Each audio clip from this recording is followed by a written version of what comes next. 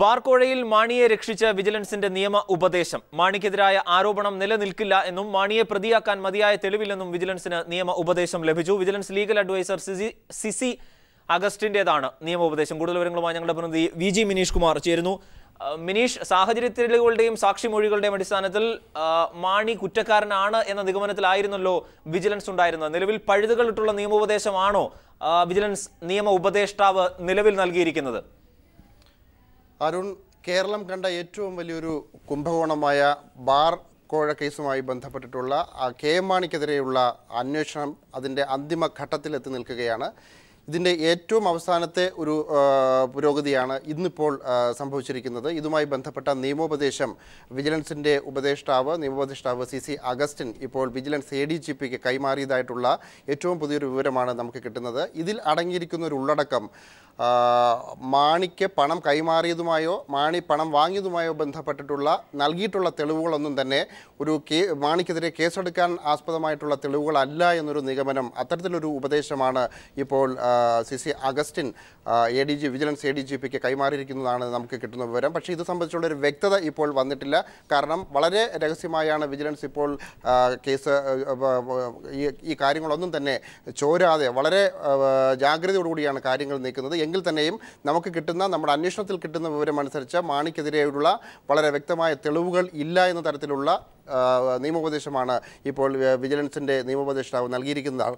ഇപ്പോൾ നമുക്ക് കിട്ടുന്ന ഒരു വിവരം, ഈ കേസിൻ്റെ കഴിഞ്ഞ മെയ് 29-നാണ് ഇത് സംബന്ധിച്ച് അവസാനമായി തന്നെ വിജിലൻസ് SP കോടതിയിലെത്തി ഇതിൻ്റെ അന്വേഷണം പൂർത്തിയായെന്നും ഇനി തൻ്റെ കൈകളിലല്ല എന്നുള്ള ഒരു നിസ്സഹായാവസ്ഥ കൂടി കോടതിയിൽ പ്രകടിപ്പിക്കുന്നൊരു സാഹചര്യമുണ്ടായി. ഇത് വളരെ രാഷ്ട്രീയപരമായി തന്നെ വളരെ കോളിളക്കമുണ്ടാക്കിയ ഒരു സംഭവമായിരുന്നു. കാരണം ഒരു കേസ് അന്വേഷണത്തിൻ്റെ ചുമതല വഹിച്ച ഒരു SP കോടതിയിലെത്തി ഇനി എൻ്റെ കൈകളിലല്ല, തീരുമാനമെടുക്കേണ്ടത് ഉന്നതങ്ങളിലാണ് എന്നുള്ള നിസ്സഹായാവസ്ഥ ബോധ്യപ്പെടുത്തി ഒരു സംഭവം ഈ കേസിൽ മാത്രമാണെന്ന് തന്നെ വളരെ രാഷ്ട്രീയപരമായി ചർച്ചയായ ഒരു കാര്യം കൂടിയാണ്. അത്തരത്തിലൊരു സംഭവത്തിന് കൂടി കഴിഞ്ഞ ഈ 29-ാം തീയതി അന്വേഷണം അവസാനിച്ചു എന്ന് പറയുന്ന ആ സന്ദർഭത്തിൽ കോടതി വേദിയായി എന്നുള്ളതാണ്. അന്ന് തന്നെ നമ്മൾ വളരെ വിപുലമായ ചർച്ചകളിൽ ഉരുത്തിരിഞ്ഞു വന്നൊരു കാര്യം, ഈ കേസ് അട്ടിമറിക്കാനുള്ള എല്ലാ സാധ്യതകളും തെളിയുന്നു.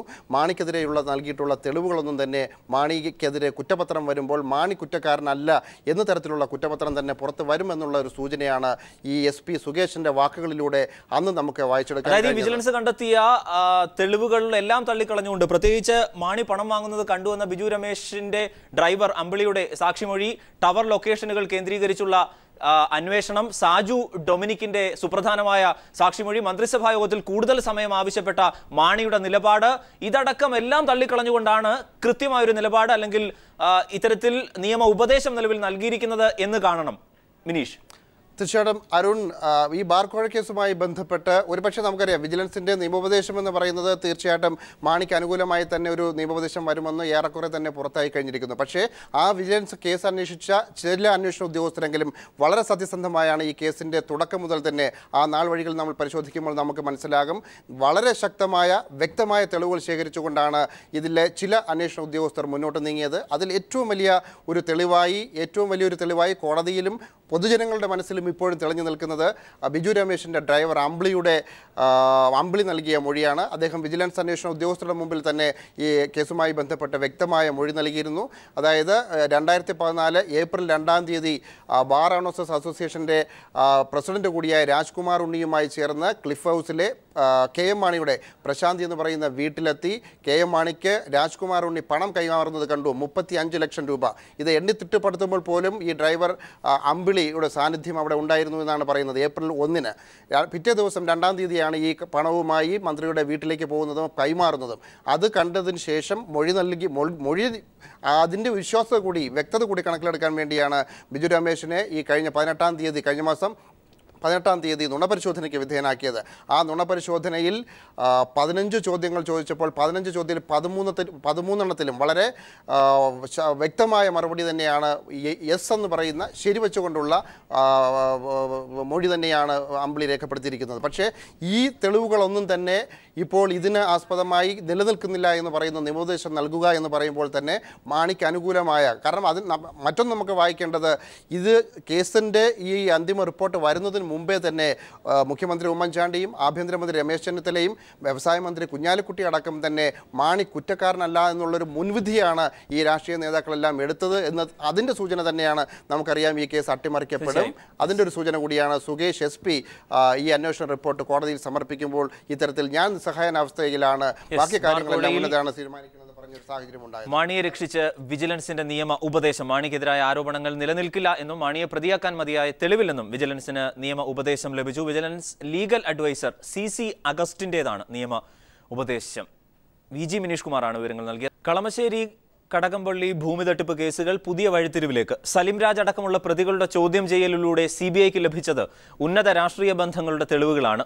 തലസ്ഥാനത്തെ ഭരണകക്ഷിയിലെ പ്രമുഖൻ പ്രതിയാകും. റവന്യൂ മന്ത്രിയുടെ പേഴ്സണൽ സ്റ്റാഫ് അംഗവും പ്രതിസ്ഥാനത്താണ്.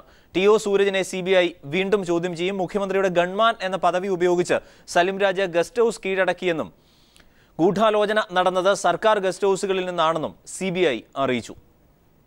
മുഖ്യമന്ത്രി ഉമ്മൻചാണ്ടിയുടെയും റവന്യൂ മന്ത്രി അടൂർ പ്രകാശിന്റെയും ഓഫീസ് കേന്ദ്രീകരിച്ചാണ് കടകംപള്ളി കളമശ്ശേരി ഭൂമി തട്ടിപ്പ് ആസൂത്രണം ചെയ്തതെന്ന വിവരമാണ് CBIക്ക് ലഭിച്ചത്. മുഖ്യമന്ത്രിയുടെ ഒരു അഡീഷണൽ പ്രൈവറ്റ് സെക്രട്ടറിയുടെ പങ്കാളിത്തം സംബന്ധിച്ച വിവരങ്ങൾ CBIക്ക് ലഭിച്ചു കഴിഞ്ഞു.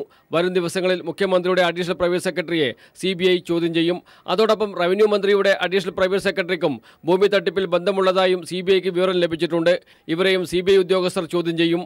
മുഖ്യമന്ത്രിയുടെയും റവന്യൂ മന്ത്രിയുടെയും അഡീഷണൽ പ്രൈവറ്റ് സെക്രട്ടറിമാരെ ചോദ്യം ചെയ്യുന്നതോടെ തട്ടിപ്പിൽ പങ്കുള്ള ഉന്നത രാഷ്ട്രീയ നേതാക്കളുടെ പേരുകൾ പുറത്തുവരും. മുഖ്യമന്ത്രിക്കും റവന്യൂ മന്ത്രിക്കും ഇടപാടിനെക്കുറിച്ച് അറിവുണ്ടായിരുന്നോ എന്ന കാര്യമാണ് CBI അന്വേഷിക്കുന്നത്. അതോടൊപ്പം തട്ടിപ്പിൽ ഇവർക്ക് പങ്കുണ്ടോ എന്നതും CBI പരിശോധിക്കും. തട്ടിപ്പ് നടക്കുന്ന ഘട്ടത്തിൽ ലാൻഡ് റവന്യൂ കമ്മീഷണറായിരുന്ന TO സൂരജിനെ CBI വീണ്ടും ചോദ്യം ചെയ്യും. തിരുവനന്തപുരം ജില്ലയിലെ ഉന്നത ഭരണകക്ഷി നേതാവിന്റെ പങ്കിനെക്കുറിച്ചും CBIക്ക് തെളിവ് ലഭിച്ചിട്ടുണ്ട്. സലിംരാജ് ഉൾപ്പെടെ അറസ്റ്റിലായ 10 പ്രതികളിൽ നിന്ന് അന്വേഷണം ഉന്നത രാഷ്ട്രീയ നേതാക്കളിലേക്ക് നീങ്ങുന്നു എന്ന വിവരമാണ് CBI കേന്ദ്രങ്ങളിൽ നിന്ന് ലഭിക്കുന്നത്. News bureau, Thiruvananthapuram. കളമശ്ശേരി ഭൂമി തട്ടിപ്പ് കേസ് പോലീസ് അട്ടിമറിച്ചു. കേസിലെ പരാതിക്കാരിയായ ഷെരീഫയുടെ പരാതിയിൽ സലിംരാജിന് അനുകൂലമായി പോലീസ് പ്രവർത്തിച്ചു. കൊച്ചി DCP മുഹമ്മദ് റഫീഖ് സലിംരാജിന് കളമശ്ശേരി ഭൂമി തട്ടിപ്പിൽ ക്ലീൻ ചിറ്റ് നൽകി. അന്വേഷണ റിപ്പോർട്ടിന്റെ പകർപ്പ് പീപ്പിൾ TV പുറത്തുവിട്ടു. കളമശ്ശേരി ഭൂമി തട്ടിപ്പിൽ മുഖ്യമന്ത്രിയുടെ മുൻ ഗൺമാൻ സലിംരാജിനെ അനുകൂലിച്ചുള്ള അന്വേഷണ റിപ്പോർട്ടാണ് കേസന്വേഷിച്ച കൊച്ചി ഡെപ്യൂട്ടി പോലീസ് കമ്മീഷണർ IGക്ക് നൽകിയത്. തങ്ങളുടെ ഉടമസ്ഥതയിലുള്ള 116 സെന്റ് ഭൂമി തട്ടിയെടുക്കാൻ കാട്ടിൽപ്പറമ്പിൽ ഹസന്റെ മക്കൾ ശ്രമം നടത്തുന്നുവെന്നും ഇതിൽ മുഖ്യമന്ത്രിയുടെ മുൻ ഗൺമാനായിരുന്ന സലിംരാജ് മുഖ്യമന്ത്രിയുടെ ഓഫീസിന്റെ സ്വാധീനം ഉപയോഗിച്ച് റവന്യൂ ഉദ്യോഗസ്ഥരെ ബന്ധപ്പെട്ടുവെന്നുമായിരുന്നു കൊച്ചി പത്തടിപ്പാലം സ്വദേശി NA ഷെരീഫയുടെ പരാതി. എന്നാൽ ഇതിൽ വിശദമായി അന്വേഷണം നടത്തിയെന്നും പരാതിയിൽ പറഞ്ഞ കാര്യങ്ങളിൽ കഴമ്പില്ലെന്നും സൂചിപ്പിച്ചുള്ള റിപ്പോർട്ടാണ് DCP VM മുഹമ്മദ് റഫീഖിന്റേത്. പരാതിക്കാരിയും കുടുംബവും അയൽവാസിയായ കാട്ടിൽപ്പറമ്പിൽ ഹസന്റെ കുടുംബവും വർഷങ്ങളായി ശത്രുതയിൽ കഴിഞ്ഞു വരുന്നു. ഇതിനെ തുടർന്ന് നിരവധി ക്രിമിനൽ സിവിൽ കേസുകൾ വിവിധ കോടതികളിലായി നിലനിൽക്കുന്നുവെന്നും DCPയുടെ റിപ്പോർട്ടിൽ പറയുന്നു. പരാതിയിൽ പറയുന്ന എതിർകക്ഷികളായ ഹസന്റെ മക്കളായ അബ്ദുൾ മജീദ്, അബ്ദുൾ സലാം, അബ്ദുൾ മജീദിന്റെ ഭാര്യ നൂർജഹാൻ എന്നിവരുമായുള്ള വ്യക്തിവൈരാഗ്യമാണ് പരാതിക്ക് ആധാരം. നൂർജഹാന്റെ സഹോദരനായ സലിംരാജിന്റെ പേര് വെറുതെ വലിച്ചൊഴിച്ചതാണ്. സോളാർ തട്ടിപ്പ് കേസിലെ പ്രതി സരിതയുമായി സലിംരാജ് ഫോണിൽ ബന്ധപ്പെട്ടുവെന്നും കൂടാതെ സലിംരാജിനെ ഗൺമാൻ സ്ഥാനത്ത് നിന്ന് പുറത്താക്കിയതെന്നടക്കമുള്ള വാർത്തകൾ നിരന്തരം മാധ്യമങ്ങളിൽ വന്നിരുന്നു. ഈ സാഹചര്യത്തിൽ സലിംരാജിനെ കൂടി കക്ഷി ചേർത്ത് പരാതി നൽകിയാൽ തനിക്ക് അനുകൂലമായ ഒരു സമീപനം ലഭിക്കുമെന്ന വിശ്വാസത്തിലാണ് പരാതി നൽകിയതെന്നും VM മുഹമ്മദ് റഫീഖ് റിപ്പോർട്ടിൽ വ്യക്തമാക്കിയിട്ടുണ്ട്. പരാതിക്കാരി ഷെരീഫ മകൻ അബ്ദുൽ നാസറിന്റെ പ്രേരണയാൽ നൽകിയ പരാതിയിൽ മുഖ്യമന്ത്രിയുടെ ഓഫീസ് സലിംരാജ് ഭൂമി തട്ടിപ്പിനായി ഉപയോഗിച്ചു എന്ന പരാമർശം വാസ്തവവിരുദ്ധമാണെന്നും DCPയുടെ റിപ്പോർട്ടിൽ പറയുന്നു. News desk. സലിംരാജിനെ രക്ഷിക്കാൻ മുഖ്യമന്ത്രി നിയമസഭയെ തെറ്റിദ്ധരിപ്പിച്ചു. കളമശ്ശേരി ഭൂമി ഇടപാടിലെ വ്യക്തിവിരോധം എന്ന നിലയിലാണ് മുഖ്യമന്ത്രി വിശേഷിപ്പിച്ചത്. മുഖ്യമന്ത്രിയുടെ വാക്കുകളിലേക്ക്. കടകംപള്ളിയിലെ ഭൂമി ഇടപാട് 44 ഏക്കറോളം വരുന്ന സ്ഥലം തട്ടിയെടുക്കാൻ വേണ്ടി നടത്തി എന്ന് ആരോപിക്കുന്ന ഒരിടപാടാണ്. സർ, കളമശ്ശേരിയിലേത് 2 കുടുംബങ്ങളുടെ കൊടും പക തീർക്കാൻ വേണ്ടി പരസ്പരം നടത്തുന്ന ഒരു പോരാട്ടത്തിൻ്റെതാണ്. അതിലൊരു സ്ഥലത്ത് ഒരു കുടുംബത്തിൻ്റെ വകയാണ് സ്ഥലമെന്ന് പറയുന്നു, മറുഭാഗം അത് ഗവൺമെൻറ്റിൻ്റെ വകയാണ് ഭൂമി എന്ന് പറയുന്നു. അതാണ് അവിടുത്തെ സ്വഭാവം. സലിംരാജിന് അധികാര ദുർവിനിയോഗത്തിന് അവസരം നൽകിയത് മുഖ്യമന്ത്രിയാണെന്ന് VS അച്യുതാനന്ദൻ. മുഖ്യമന്ത്രി രാജിവെച്ച് അന്വേഷണം നേരിടണമെന്നും VS ആവശ്യപ്പെട്ടു. അരുവിക്കരയിൽ ജനം ഇതിന് മറുപടി നൽകുമെന്നും VS പറഞ്ഞു. നിയമത്തിൻ്റെ വഴിയിൽ കയറി നിൽക്കാതെ സംസ്ഥാനത്ത് നിയമം നടപ്പിലാക്കാൻ അനുവദിക്കണം. അതിനായി മുഖ്യമന്ത്രി ഉടൻ രാജിവെക്കണം. അരുവിക്കരയിലെ പ്രബുദ്ധരായ ജനങ്ങൾ ഇതിന് ചുട്ട പ്രഹരം നൽകണമെന്ന് ഞാൻ അഭ്യർത്ഥിക്കുന്നു. ഭൂമി കുംഭകോണത്തിൽ സലിംരാജിനൊപ്പം അറസ്റ്റിലായ CK ജയറാം ടൈറ്റാനിയം അഴിമതി കേസിലെയും ഇടനിലക്കാരനാണ്. മുഖ്യമന്ത്രി ഉമ്മൻചാണ്ടിക്ക് ജയറാമുമായി അടുത്ത ബന്ധമാണുള്ളത്. അന്ന് 414 കോടിയുടെ മലിനീകരണ നിവാരണ പദ്ധതിക്ക് ഉമ്മൻചാണ്ടി ഉത്തരവിട്ടതും ജയറാമിന്റെ ഇടപെടലിനെ തുടർന്നാണ്. കടകംപള്ളി ഭൂമി കുംഭകോണത്തിൽ ഒന്നാം പ്രതിയായാണ് CBI CK ജയറാമിനെ കസ്റ്റഡിയിലെടുത്തിട്ടുള്ളത്.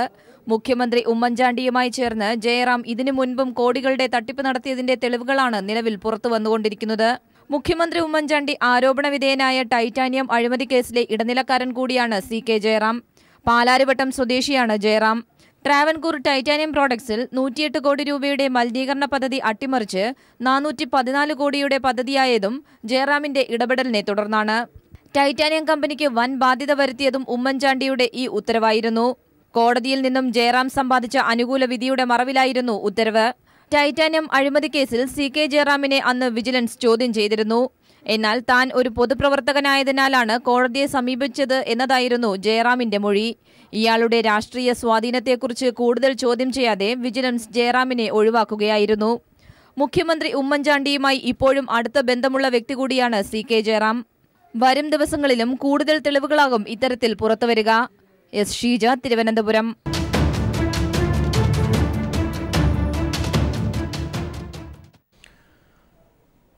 LDF സ്ഥാനാർത്ഥി M. വിജയകുമാർ ഈ മാസം 8-ന് നാമനിർദ്ദേശ പത്രിക സമർപ്പിക്കും.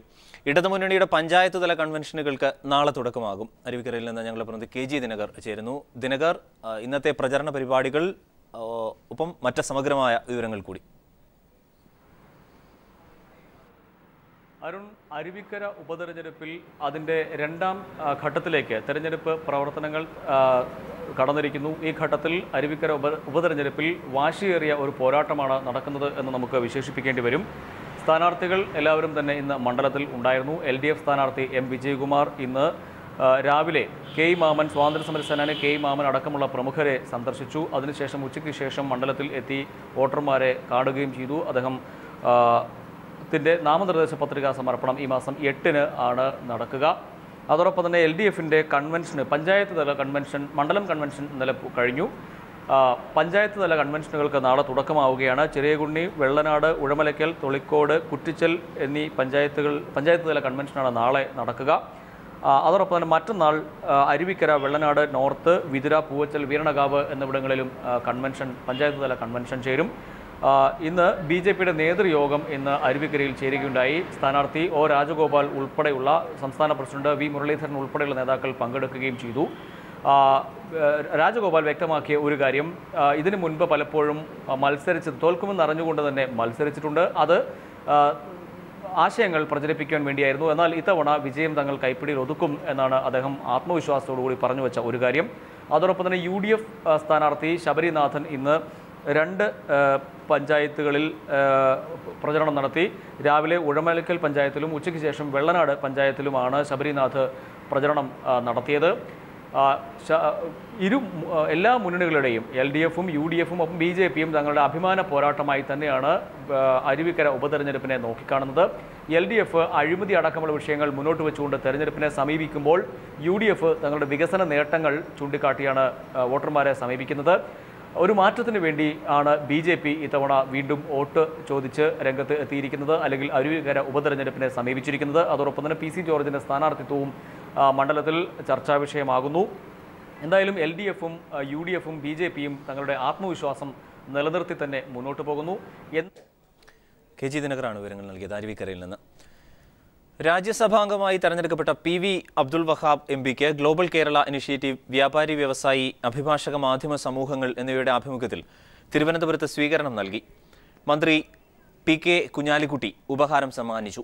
സമൂഹത്തിലെ താഴെത്തട്ടിലെ ജനവിഭാഗങ്ങൾക്ക് വേണ്ടി അബ്ദുൾ വഹാബ് നടത്തിവന്ന കാരുണ്യ പ്രവർത്തനങ്ങൾ പ്രശംസനീയമാണെന്ന് PK കുഞ്ഞാലിക്കുട്ടി പറഞ്ഞു. ഉന്നത വിദ്യാഭ്യാസ council vice chairman TP Sreenivasan, G. Rajmohan, doctor Sahadulla, EM Najeeb, Kairali TV MD John Brittas, KP Mohanan, MG Radhakrishnan തുടങ്ങിയവർ സംബന്ധിച്ചു. സാമൂഹ്യ പ്രതിബദ്ധതയുടെ നിറവിൽ ജ്യോതി ലബോറട്ടറീസ് ജന്മനാട്ടിലെ വിദ്യാർത്ഥികൾക്ക് ശുചിമുറികൾ നിർമ്മിച്ചു നൽകി.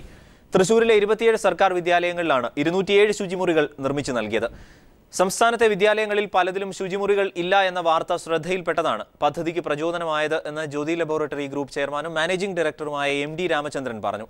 ശുചിമുറികളുടെ താക്കോൽദാനം നാളെ രാവിലെ 10 മണിക്ക് എരുമപ്പെട്ടി ഗവൺമെന്റ് ഹയർ സെക്കൻഡറി സ്കൂളിൽ മന്ത്രി CN ബാലചന്ദ്രൻ നിർവഹിക്കും. കോഴിക്കോട് ബേബി മെമ്മോറിയൽ ആശുപത്രിയിൽ അപൂർവ ശ്വാസനാള ശസ്ത്രക്രിയ വിജയകരമായി പൂർത്തിയാക്കി. കാർഡിയോ തെറാപ്പിക് വിഭാഗമാണ് ശസ്ത്രക്രിയ നടത്തിയത്.